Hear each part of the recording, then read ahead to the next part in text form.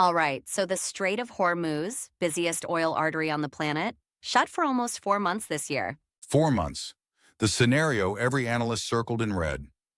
Oil started the year at $70, and today it sits at 70. 70. You strangle the most important choke point on Earth, and the price does precisely nothing. Which sounds like a glitch. But Yuri's whole letter this week says it's the opposite of a glitch. It's the tell. Right? The piece is called The Control Hoax, and the thread he keeps pulling is this: almost nobody is steering what they claim to steer.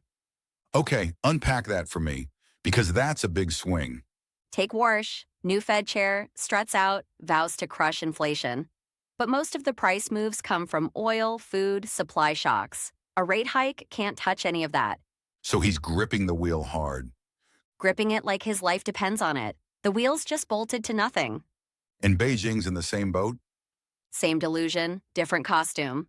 China, air quotes, cured its property crash by quietly shoveling bank loans out of apartments and into EV and solar factories.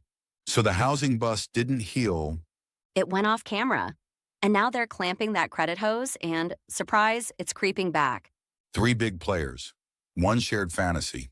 Exactly. The fantasy, that motion, and control are the same thing.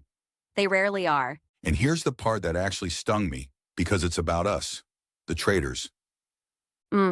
He turns the mirror around. More screens, more alerts, more trades. A slot machine that pays out in dopamine. While it quietly bleeds the account dry, we catch the exact same fever. So what's the edge? Because do nothing doesn't sell newsletters. And yet, the edge this year is accepting what you can't move. Trade less, wait better, keep compounding.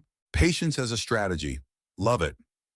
Okay, let's get into the moves underneath, because there's some sharp stuff. Start with Apple. This one's almost too good.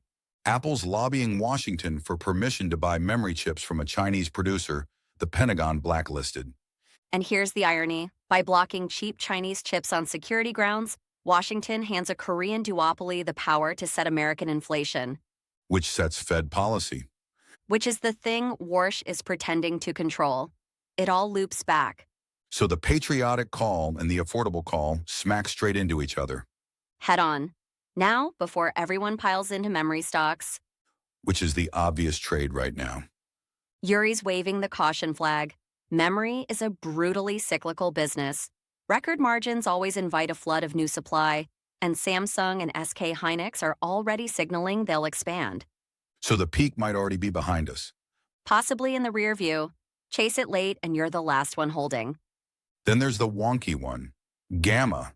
The wonky one that actually matters. Translated, plain English.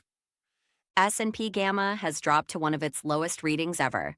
What that means is the dealers who hedge options are now forced to buy after the market rallies and sell after it drops.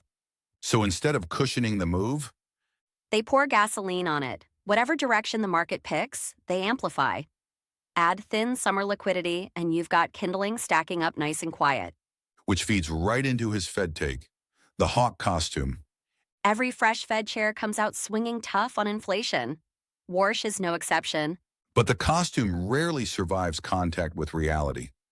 Remember Powell in 2018? Went hawkish, cracked the market within weeks. The market's pricing roughly 1.5 hikes right now, And if inflation's already peaked, which the falling oil curve hints at, that whole script could flip toward a September cut. last big idea, where the froth goes next, because the froth never actually leaves. Never. The AI IPO window just froze. OpenAI reportedly pushing its listing to 2027. And meanwhile, Nuclear SPACs are red hot. A dozen-plus reactor developers gone public, many without a single paying customer. so the casino closes one table. And the gamblers just stroll to the next one. Watch where the money actually walks. Okay, tactics. How does all of this cash out into what you do Tuesday morning? One word he keeps circling: patience. Correlations collapsing, dealer gammas deep in the red. So protect the downside with cheap options on the broad indices, And hunt where everyone stopped looking. targeted mean reversion in abandoned corners. Software, for instance. Trade smaller, preserve mental capital. Wait for the fat pitch. And the trade of the week, The one he's watching, not entering. BlackBerry. It ripped to 1248 in a parabolic melt-up, and that left the option premium fat. So the play is selling that richness. A 52-day iron condor, short the 1213 core by the 8 and 17 wings, a forgiving profit tent. Built on one bet. That the fireworks fizzle into sideways chop, and time decay melts that pricey premium away. Only for rock stars, Juri says. His words. And to be crystal clear, that's food for thought. The real entries live in the trade alerts.